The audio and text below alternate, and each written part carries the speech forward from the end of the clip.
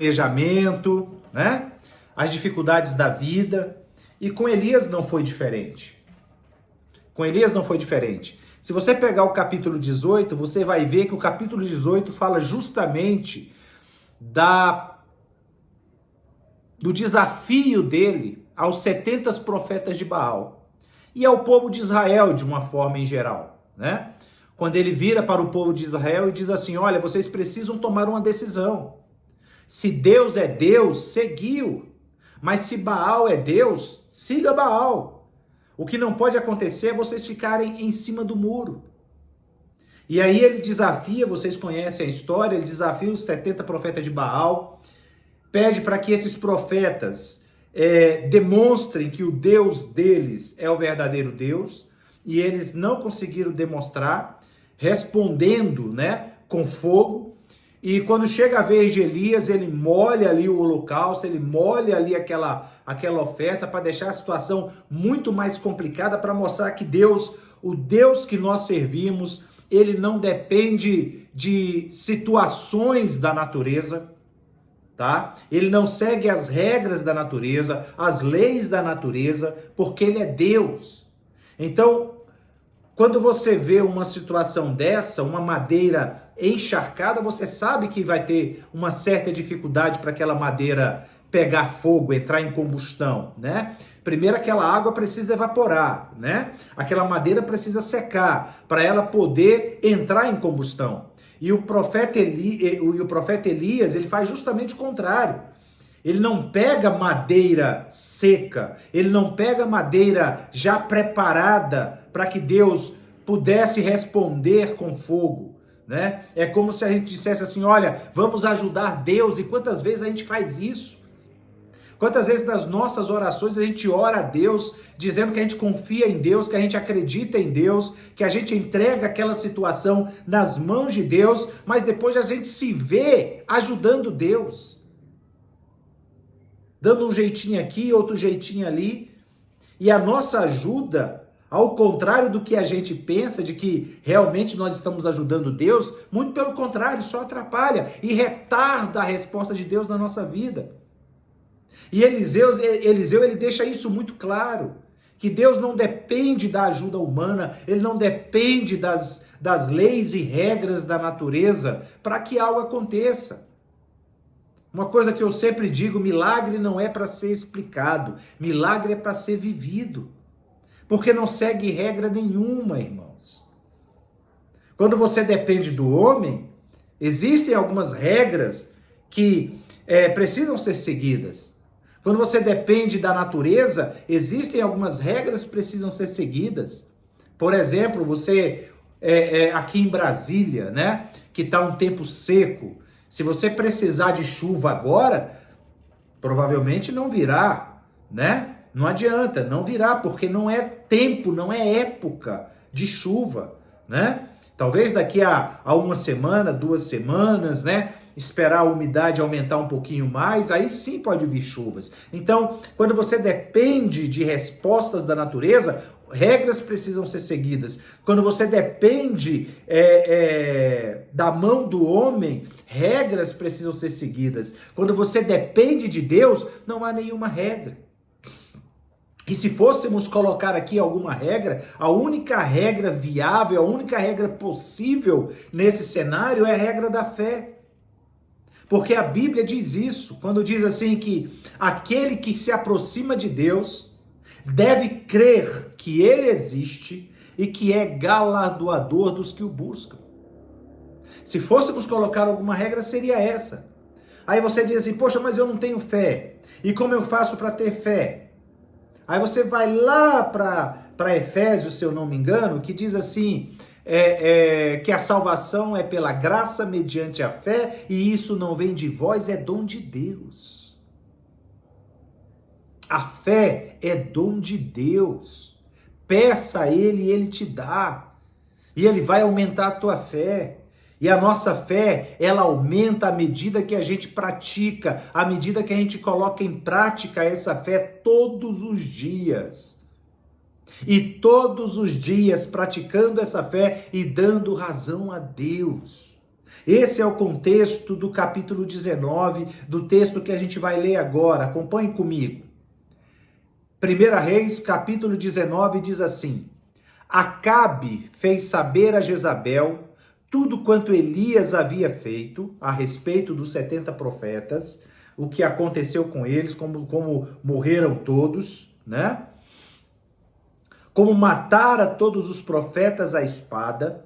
Então Jezabel mandou um mensageiro a Elias a dizer-lhe: Façam-me os deuses como lhes aprouver, se amanhã a estas horas não fizer eu a tua vida como fizeste a cada um deles. Temendo, pois, Elias levantou-se e, para salvar sua vida, se foi e chegou a Berseba, que pertence a Judá, e ali deixou o seu moço. Observe o primeiro erro de Elias. Quando ele recebe essa notícia, essa ameaça de morte, e ele tenta ajudar Deus. Porque ele não estava ali enfrentando os 70 profetas de Baal no seu próprio nome. Ele tinha ido ali no nome de Deus, ele estava ali fazendo a vontade de Deus. Ele estava ali seguindo as orientações de Deus. E por conta desta situação, ele recebe uma ameaça de morte. E aqui no versículo 3, a gente percebe que Elias, ele tenta ajudar Deus. Ele foge para salvar a sua vida.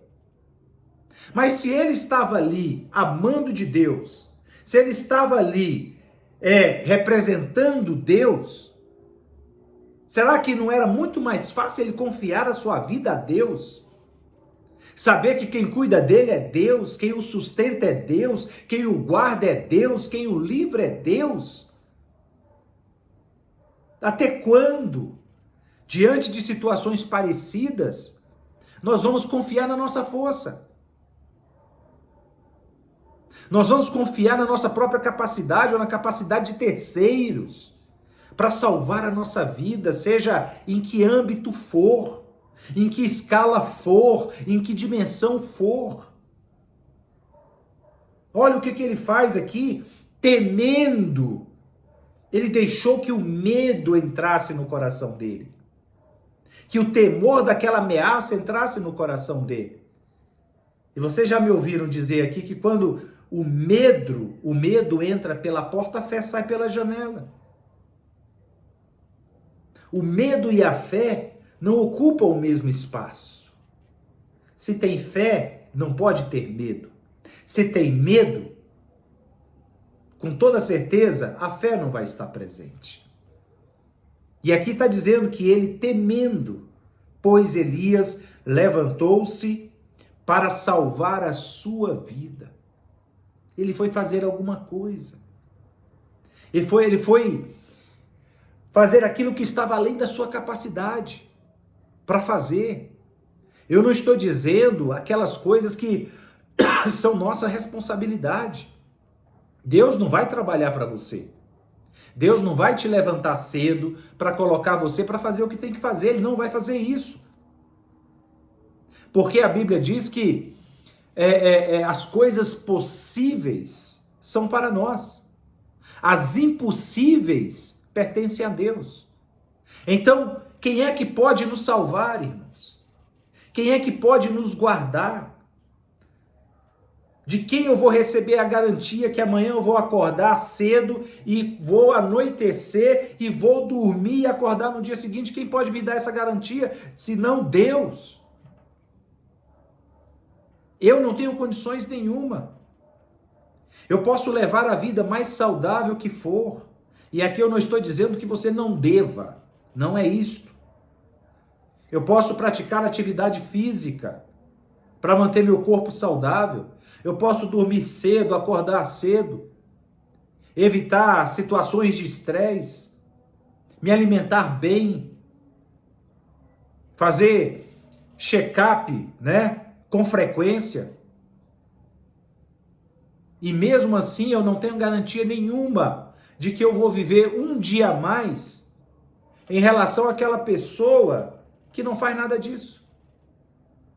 Não estou dizendo que é errado você fazer isso. Faça, se cuide, se alimente bem, exercite-se, durma bem, se consulte, faça tratamentos que forem recomendados, mas saiba que nada disso acrescenta um único dia na sua vida. Nada disso acrescenta uma única semana na sua vida. Nada disso acrescenta um único mês na sua vida. Nada disso acrescentará um único ano na sua vida. Ainda que o médico diga que você tem um coração de bebê, que você tem uma saúde de ferro, nada disso é garantia. E o que eu quero dizer com isso? Que você tem que depositar a tua confiança em Deus, entrega o teu caminho ao Senhor, confia nele e o mais ele fará. Entrega o teu caminho ao Senhor. Aquilo que é para você fazer, faça. Deus não vai pegar na tua mãozinha e levar você para o médico. Você que tem que ir. Deus não vai dizer que você tem que se alimentar de forma saudável. Você que tem que fazer isso. O conhecimento está aí à tua disposição. Gente, ó, estão vendo aqui? Vou só... a energia já deu uma diminuída, tá vendo os reflexos? Pode ser que a gente fique sem sinal, tá? Por enquanto ainda tá funcionando, mas pode ser que a gente fique sem sinal, tá bom? Então, entrega o teu caminho ao Senhor, confia nele e o mais ele fará. Confia no teu Deus. Confia no teu Deus. E aí, seguindo, agora eu não estou mais nem enxergando. Não estou mais nem enxergando aqui, tá tudo escuro, né? Escureceu de vez aqui agora. Vocês estão vendo aqui a tela tá clara, ó. Não tem jeito. Vou ter que encerrar, viu? Vou ter que encerrar, tá bom? Então, que Deus abençoe vocês. Eu não tenho mais condições nenhuma, ó. Tá tudo escuro, ó. Tá tudo escuro. Que Deus abençoe vocês. Tenha um término de semana abençoado. Um final de semana mais abençoado ainda. E na segunda-feira a gente retorna, se Deus permitir. Amém? Fique com Deus. Tchau, tchau.